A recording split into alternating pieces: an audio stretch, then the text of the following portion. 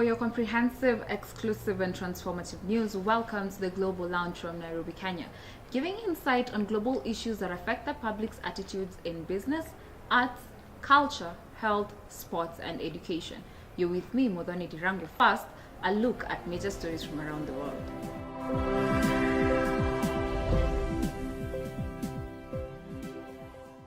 Gun violence in the United States has not ended, with the number of victims still rising almost every day.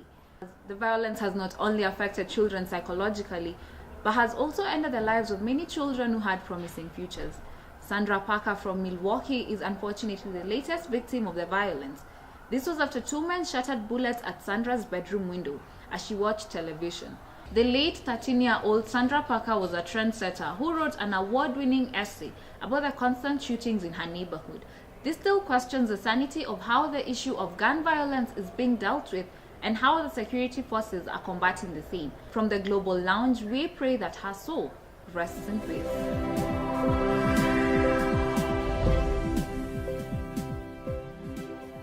Even with female genital mutilation declared illegal by the United States Congress in 1996, some still practice the life-threatening act on young girls and women.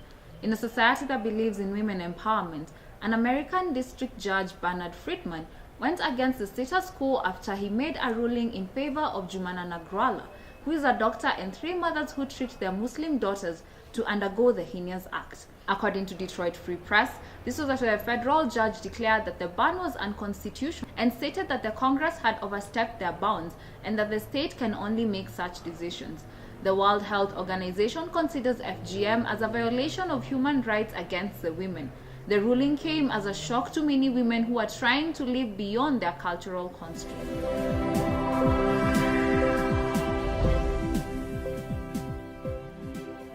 The menstrual pain or cramps will pass. This is probably a statement that many women and young ladies who are in their reproductive years have had during their menstruation period. Endometriosis has been considered to be a silent disease that could affect the fertility of many women because the symptoms, which can be chronic, have been normalized by the society. According to the Sustainable Development Goals, the integration of reproductive health into national strategies and programs needs to be upheld.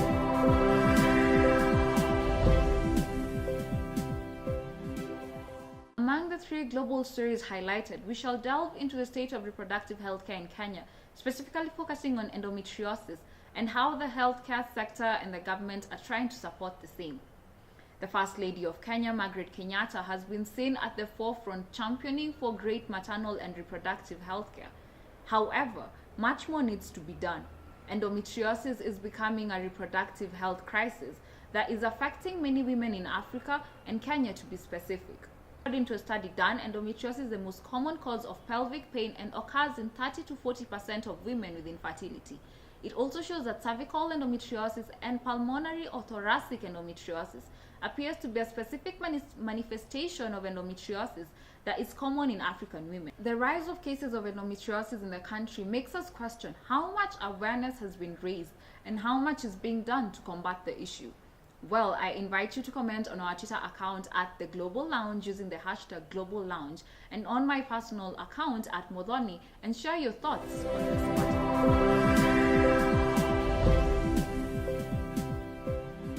And looking at your responses on Twitter, at George Muley says, I didn't even know that endometriosis was a thing until today.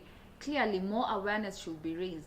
Staying tuned to learn some more. Thank you, George, for keeping it at the Global Lounge.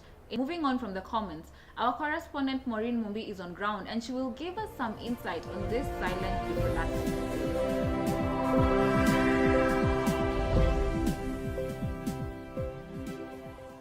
Good health is a need for every Kenyan citizen.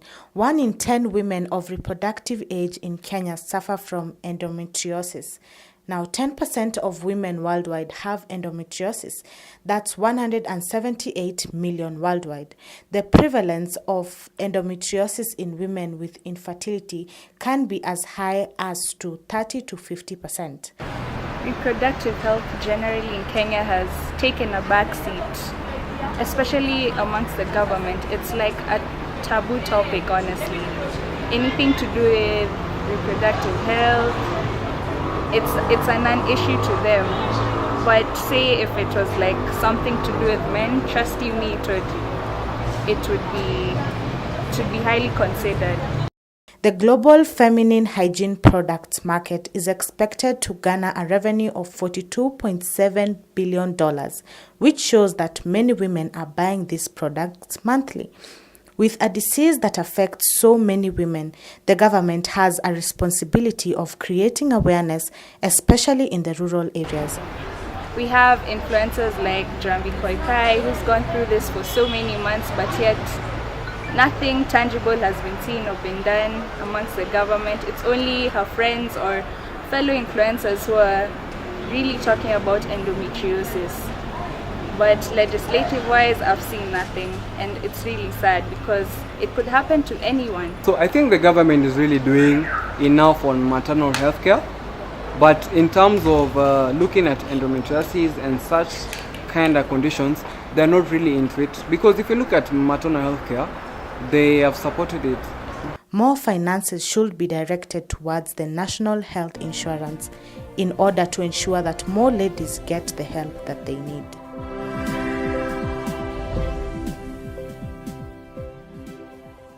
Thank you for that wonderful feature, Maureen. So, Maureen, in a country that prioritizes universal healthcare, do you think that the government is trying to create awareness on matters endometriosis? I think, as you had mentioned earlier, the government is doing very minimal when it comes to this disease. Many women are facing a lot of challenges. For example, if you look at the private sector, they charge around 6,000 Kenyan shillings for consultation only, and that does not even cater for their medication. So I think the government should put their foot forward and help these women in terms of their funds, and also to cater on other things in regards to medication. For example, something like cancer, the government has done a lot by giving cancer patients free screening, even medication, and also nowadays NHIF funds also cover for this kind of treatment. So I think they should also consider this disease, and they should stop treating it as something that is not as serious as cancer or any other disease. Well, that is my own opinion. I am Maureen Mumbi, reporting for Global Lounge News.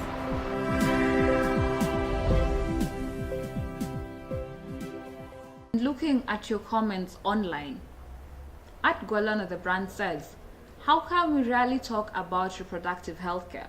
Universal healthcare should be available to all. It is a right and not a privilege. Does more need to be done in a society that has normalized menstrual pain and totally ignores it? Is the question for the day. And to help me answer this question, joining me is Moses Mushiri, a medical expert. Welcome, Moses, to the Global Lounge. So, Moses, with the rising cases of reproductive diseases, kindly explain to us the causes of endometriosis and the symptoms that one should look out for. Okay, thank you for this invitation on endometriosis. Endometriosis is defined as a growth of endometrial tissues outside the uterus. Basically, they can grow on the fallopian tubes, inside the fallopian tubes, on the ovaries, majorly on the pelvic organs, but they can also grow outside the pelvic organ. They can spread through the lymphatic system and go up to the lungs and basically other parts of the body. Currently, many women are looking forward to conceive and are unaware of endometriosis. So, Moses, is there hope for conception for these ladies and for those who are battling this condition? I will say there is hope because there is an advanced diagnostic technology. One, we have improved laparoscopic instruments that can be used to diagnose endometriosis, and there are also medications that can be used to treat endometriosis. One, there are medications that inhibit estrogen production, mainly the family planning pills that are called combined oral contraceptives that usually inhibit the function of the estrogen. So I'll say there is hope for women who have battled endometriosis successfully. Thank you for that, Moses. Also joining on phone is Wangari Kariuki, who has been battling endometriosis. So Wangari, do you feel like reproductive health care should be highly prioritized as Kenya strives to achieve universal health care? Yes, I think reproductive health care should definitely be prioritized as well as contraceptive health care and generally anything to do with the reproductive system, because I feel like our system is very shallow when it comes to reproductive health.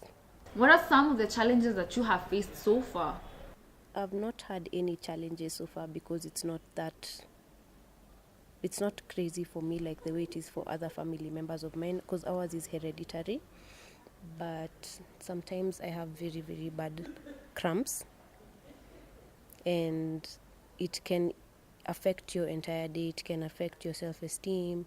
It makes you, it pushes you behind in terms of schoolwork, in terms of work, because that whole week you will be struggling, headaches, migraines, yeah. Do you feel like the government is doing enough to support endometriosis, especially now when patients and medics have tried to create awareness? I don't think the government has done enough. As much as people have tried to raise awareness about it, the government has not given it as much of a thought.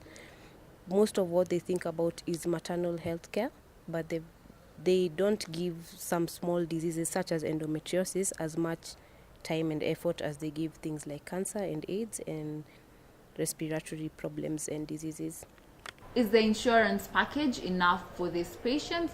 The insurance package is a good start, and it's a good thing for women who are suffering from endometriosis, because there comes an age and time where a woman cannot continue having it. They'll have to undergo a hysterectomy. A hysterectomy is the removal of the uterus, because that's the only way it can be solved, and it's the only way it can be cured, and it's a lot of money and definitely needs some help with insurance packaging.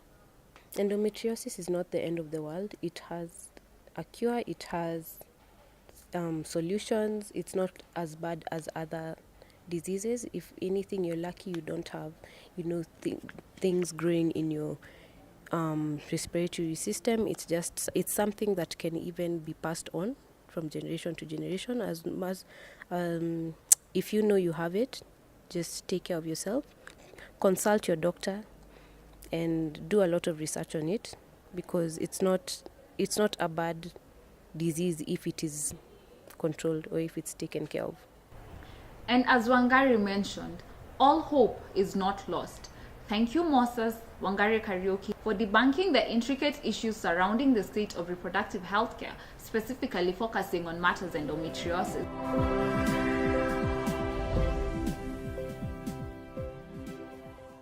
And looking at your comments on social media, at Nikki Njuguna says, for a country that prioritizes maternal health care and strives to achieve universal health care, endometriosis should not be given a blind eye.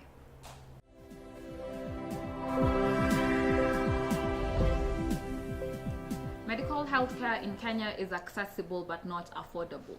Article 43 of the Kenyan Constitution states that every person has the right to the highest attainable standard of health, which includes the right to healthcare services, including reproductive health care. Most ladies have their menstruation periods every month, so that only means that they are often in pain. We need to create more awareness on this issue in order to support Kenyan ladies who are suffering from endometriosis. We cannot afford to give a blind eye to a life-threatening condition. There are so many ladies battling this disease due to lack of funds, and it is high time the government and the private hospitals revise their medical financial plans. It is also the government's primary duty to ensure that the government hospitals are well equipped, making them the first choice for every citizen. Endometriosis is not a death sentence. There is help out there for all to seek. The more we talk about it, the more we understand that this is a serious condition. And in today's episode, our hero of the week is Jambi Koikai. We at the Global Lounge would like to appreciate and celebrate Jambi Koikai, who has created awareness and has been battling endometriosis. We appeal to all Kenyans to support her wherever possible as she tries to regain her health. Thank you for watching, and be sure to follow us on our social media pages at the Global Lounge for more news updates, and also continue the conversation using our social media handles. And do not forget to like, share and subscribe, and tune in to our next episode on the Here at the Global Lounge. Until next time.